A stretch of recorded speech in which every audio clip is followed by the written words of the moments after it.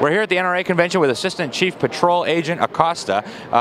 Thank you very much for being with us. And so what are some of the concerns that you guys have? What's going on at the border? What's the situation right now? Well, thanks for asking. Well, some of the concerns that we have are some of the concerns that we've had since 1924, since we started protecting our country and securing our borders, and that's just protecting our borders. The difference now is there's a lot of focus and attention on the topic of border security, so it's really uncovering some of the issues that we've had in the past as far as some of the lack of resources that we currently need. So, you know, lack of personnel, lack of technology, lack of infrastructure, or like we refer to as PTI, personnel, technology, infrastructure. So, you know, it's one of these things that we take our job serious, and we're going to do whatever we can to enforce the law.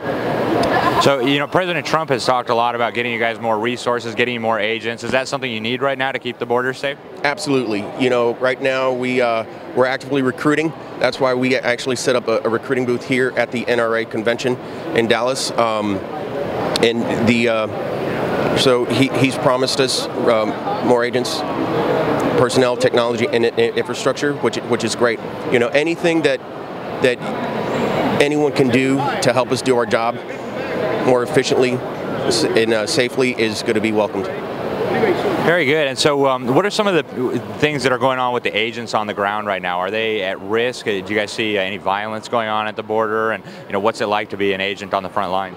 Yes, being a United States Border Patrol agent is one of the most dangerous jobs as far as federal law enforcement is concerned.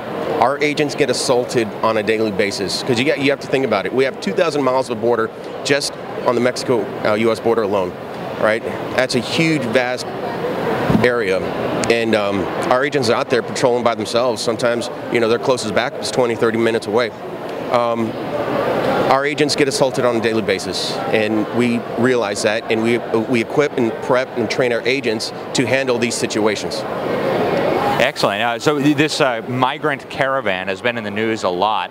I understand you guys intercepted it, and some of them are being processed. What can you tell us about the caravan, and you know, what's going on in Washington vis-a-vis these types of movements? Well, what I could tell you about the caravan is this: anybody who crosses illegally in between the ports of entry will be prosecuted.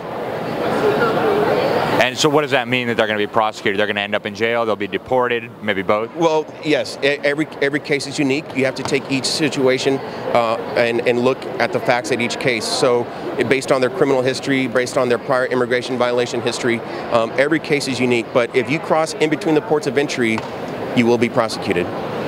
And so what are some of the big dangers you guys are seeing on the border now? Is there, you know, terror crossing, drug crossing? What are the big threats, or a little bit of all of them? Well, so preventing terrorists and their weapons from entering the country, that is our number one mission. That is our number one mission, and that is why we're out there. In addition to that, we are tasked with enforcing immigration laws, preventing narcotics from coming in.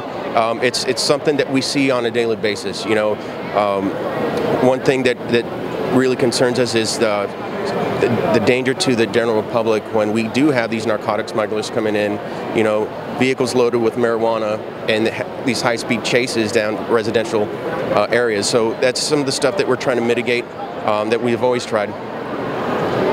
Very good. And you know, I know Trump in particular has been criticizing Mexican authorities a lot on Twitter. I don't know if you can talk anything about that. Are you guys getting enough cooperation from authorities on the other side of the border? Yes. So we work with our Mexican counterparts on a daily basis, and we have been. You know, that's our community. You know, that we both live together. You know, we work together. So yeah, we work hand in hand, and we're in constant communication with our counterparts on the Mexican side.